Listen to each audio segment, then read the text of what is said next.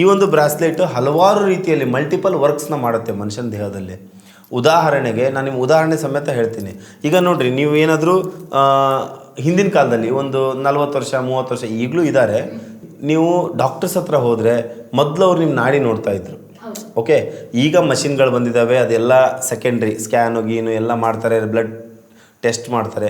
ಹಿಂದಿನ ಕಾಲದಲ್ಲಿ ಏನಂತಂದರೆ ನಾಡಿ ಮುಖಾಂತರನೇ ಇಡೀ ನಮ್ಮ ವಾತ ಪಿತ್ತ ಕಫ ತ್ರಿದೋಷಗಳ ಬಗ್ಗೆ, ನಮ್ಮ ದೇಹದ ಬಗ್ಗೆ ಅಧ್ಯಯನವನ್ನು ಮಾಡ್ತಾಯಿದ್ರು.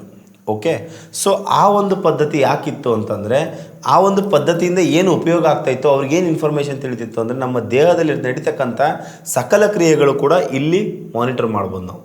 ಓಕೆ, ಗೊತ್ತಾಗುತ್ತೆ ಏನಾಗ್ತಾಯಿದೆ ಏನಾಗ್ತಾ ಇಲ್ಲ ಅಂಥೇಳಿ. ಬಟ್ ನಾವು ಇದನ್ನು ಏನಾದರೂ ಇದೇ ಭಾಗದಲ್ಲಿ ಏನಾದರೂ ಕಟ್ಕೊಂಡ್ವಿ ಅಂತಂದರೆ ಅದೇ ರೀತಿ ಬ್ಲಡ್ ಫ್ಲೋ ಕೂಡ ತುಂಬ ಚೆನ್ನಾಗಾಗುತ್ತೆ.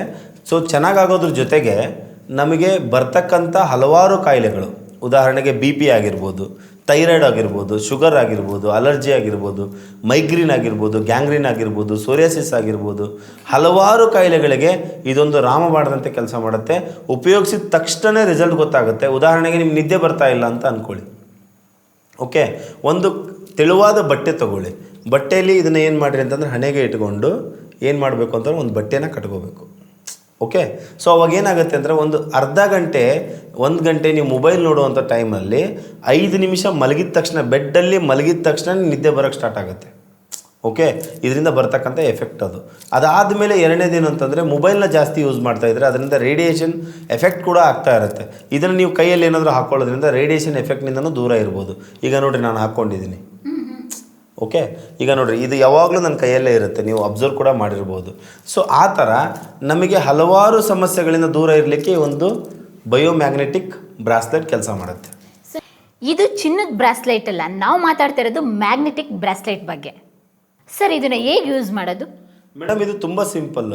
ನೀವು ಎಡಗೈ ಅದನ್ನು ಕಟ್ಕೊಳ್ಳಿ ಅಥವಾ ಬಲಗೈಗಾದರೂ ಕಟ್ಕೊಳ್ಳಿ, ಒಟ್ಟು ಕೈಗೆ ಇದನ್ನು ಕಟ್ಕೋಬೇಕು. ಒಂದು 3 ತಾಸು ಕಂಟಿನ್ಯೂ ಆಗಿ ಕಟ್ಕೋಬೇಕು. ಇದನ್ನು ನೀವು ನೀರಲ್ಲಿ ಬಳಕೆ ಮಾಡ್ಬೋದು. ಅಂದರೆ ಇದ್ರ ಮೇಲೆ ನೀರು ಬಿದ್ದಾಗ ಕಲರ್ ಚೇಂಜ್ ಆಗೋವಂಥದ್ದು, ಇದು ಅಸಹ್ಯ ಆಗೋವಂಥದ್ದು ಏನಾಗಲ್ಲ, ಕಲರ್ ಶೇಡ್ ಹೋಗಲ್ಲ. ಸೊ ಅದಾದಮೇಲೆ ಇದನ್ನು ನೀವು ಆರಾಮಾಗಿ 24/7 ಕೈಯಲ್ಲೇ ಹಾಕ್ಕೊಂಡಿರ್ಬೋದು, ಒಂದು ಲೈಕ್ ಬ್ರಾಸ್ಲೆಟ್. ಈಗ ನೋಡಿರಿ, ಯಾವಾಗಲೂ ನನ್ನ ಕೈಯಲ್ಲೇ ಇರುತ್ತೆ, ಇದು ಏನೂ ಸಮಸ್ಯೆ ಆಗಂಗಿಲ್ಲ. ಬಟ್ ನಾನೇನು ಮಾಡ್ತೀನಿ ಅಂತಂದರೆ ಸ್ವಲ್ಪ ಮೇಲ್ಗಡೆ ಹಾಕ್ಕೊಂಡಿರ್ತೀನಿ.